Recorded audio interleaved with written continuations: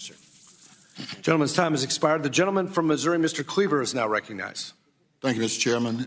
Welcome, Mr. Chairman. Thank you very much. This is probably Economics 101, but a lot of people in my district are misunderstanding 101 along with me. In May of this year, unemployment remained at 4% for the 16th consecutive month, and at 3.7%. This means that unemployment remained at or below 4% for the longest stretch in 50 years. In the U.S., the job openings rate has fallen by more than 1.5 percentage points from its peak, while the unemployment rate has crept slightly lower. In other words, the job openings decline, but so does joblessness.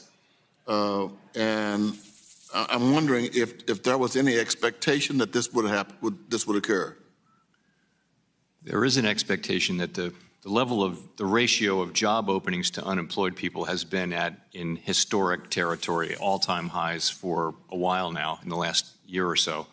And there is an expectation that it will come down. There a while ago there were 2 jobs for every unemployed person. Now we're down to 1.7, I believe, or 1.6, and that still speaks to a historically tight labor market, where their demand for labor still very substantially exceeds the supply of available workers. So we do expect as things, and that, by the way, that's a way that the labor market can become less tight without having unemployment go up.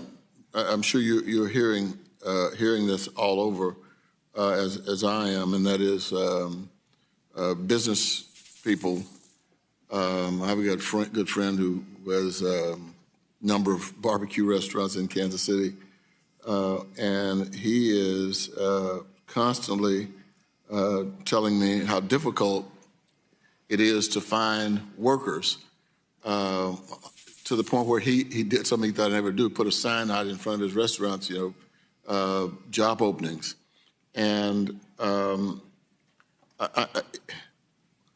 are there particular industries or sectors of the economy where we would expect this sentiment to be particularly true?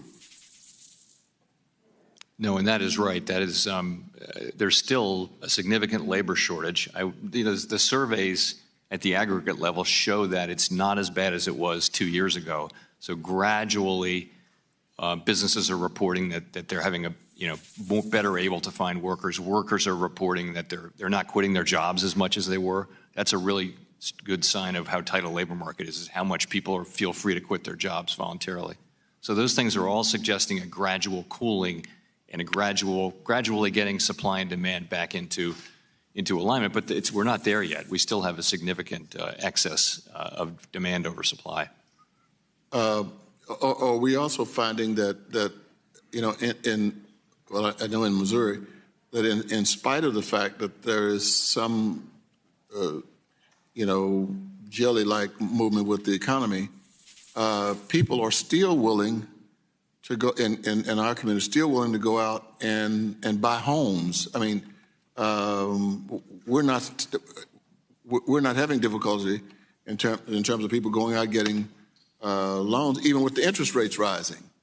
If all of this continues, if the consumers are constantly paying whatever the interest rates might be, are we going to get stuck just continually going up?